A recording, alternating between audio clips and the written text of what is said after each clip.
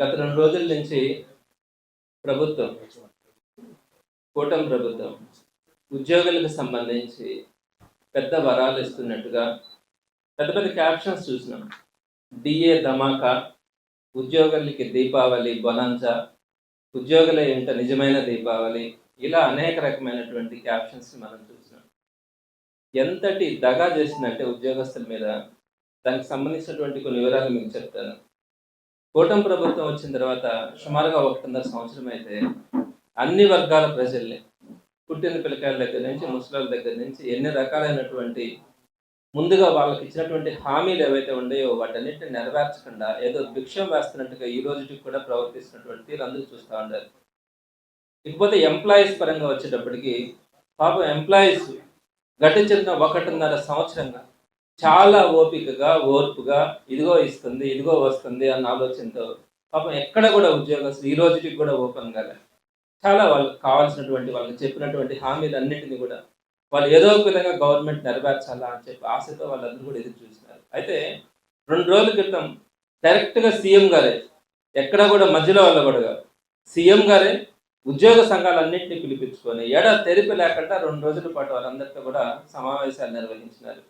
2 రోజుల పాటు సీఎం గారు నేరుగా ఉద్యోగ సంఘాలందరినీ కూడా పిలిపించి వారితో సమావేశాలు నిర్వహిస్తూ ఉంటే అందులో కూడా దీపావళికి ముందు జరుగుతున్నటువంటి పరిణామాలను చూసి ఉద్యోగస్తులు కానీ మేము కానీ అందరూ కూడా అనుకున్నాం 4 డిఏలు పెండింగ్ ఉన్నాయి, వాటన్నిటిని కూడా ఇస్తారు, పిఆర్సీ కమిషన్ వేస్తారు, అలానే ఐఆర్ ఈ లోపల ఐఆర్ని రిలీజ్ చేస్తారు, 30% ఐఆర్ని రిలీజ్ చేస్తారు, అలాగనే ఏదైతే పెండింగ్లో ఉన్నాయో అరియర్స్ వాటన్నిటిని కూడా రిలీజ్ చేస్తారని చెప్పి ప్రతి ఒక్క ఎంప్లాయీ కూడా ఆశతో ఎదురు చూస్తున్నారు. ఎందుకంటే 2 రోజుల పాటు డైరెక్ట్గా సీఎం గారే ఇన్వాల్వ్ అయ్యి మాట్లాడుతూ ఉన్నప్పుడు ప్రతి ఒక్కరు కూడా ఎక్స్పెక్ట్ చేసినారు.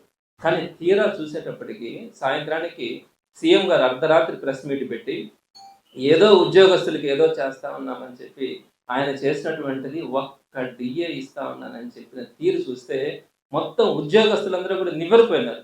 ఏంటిది, 4 డిఏలు పెండింగ్ ఉంటే ఒక్క డిఏ ఇవ్వడం, పిఆర్సీ గురించి కానీ పిఆర్సీ కమిషన్ వేస్తున్నానని కానీ ఈ లోపల ఐఆర్ ఇవ్వడం కానీ ఈ లోపల ఏదైతే పెండింగ్ బకాయిలు ఉన్నాయో వాటన్నిటిని ఇవ్వాలన్న ఆలోచన కానీ ఈ విధమైనటువంటి ఎక్కడా కూడా ఆలోచన చేయకుండా ఒక్క డిఏ, ఆ డిఏ ఇచ్చినటువంటి తీరు కూడా దానికి సంబంధించినటువంటి జీవోలో కూడా ఎంత ఘోరమైనటువంటి మోసం కనపడతా ఉందన్నది నేను మీ ద్వారా ప్రభుత్వాన్ని డిమాండ్ చేయదలుచుకున్నాను.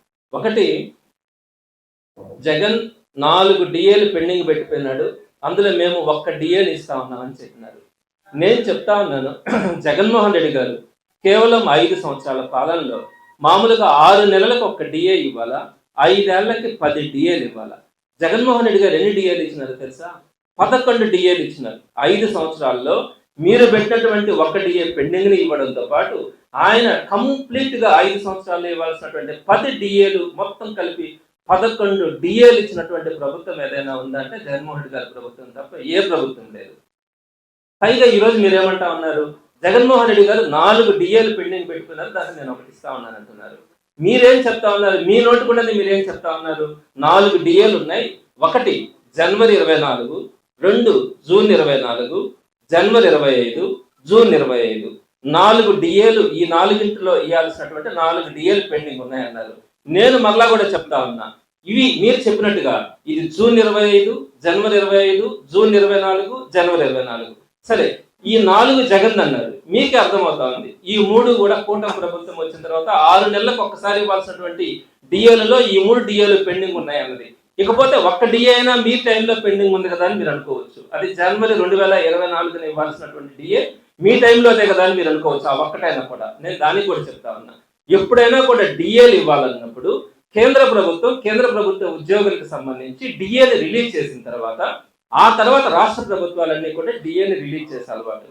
జనరల్గా జనవరి 2024 డిఏ ఇవ్వాల్సి ఉంటే దానికి సంబంధించి కేంద్ర ప్రభుత్వం మార్చి 6వ తారీఖున 2024 మార్చి 6వ తారీఖున ఆ డిఏని అనౌన్స్ చేసింది. అంటే కేంద్ర ప్రభుత్వం మార్చి 6న డిఏ రిలీజ్ చేసిన తర్వాత దాని తర్వాతనే రాష్ట్ర ప్రభుత్వాలు డిఏని అనౌన్స్ చేయాల్సి వస్తుంది. వెంటనే మార్చి 11వ తారీఖున మనకి ఈ ఎలక్షన్ నోటిఫికేషన్ వచ్చింది. కేవలం 5 రోజుల గ్యాప్ లో ఎలక్షన్ నోటిఫికేషన్ వచ్చేటప్పుడు అక్కడ డిఏని అనౌన్స్ చేస్తే ఎటువంటి పరిస్థితుల్లో మీరు కోర్టులకు వెళ్ళి ఆపే పరిస్థితి ఉంటుంది. ఆ 4 రోజుల్లో డిఏని అనౌన్స్ చేయడం అనేది ఎట్లాంటి పరిస్థితులు కూడా సాధ్యం కాదు. కాబట్టి ఆ మార్చిలో ఇవ్వాల్సినటువంటి డిఏ అది ఎలక్షన్ నోటిఫికేషన్ వచ్చింది కాబట్టి అది కూడా మీ ప్రభుత్వం రాగానే దాన్ని ఇచ్చి ఉండాలి. జగన్మోహన్ రెడ్డి గారు అయితే అదే పని చేశారు.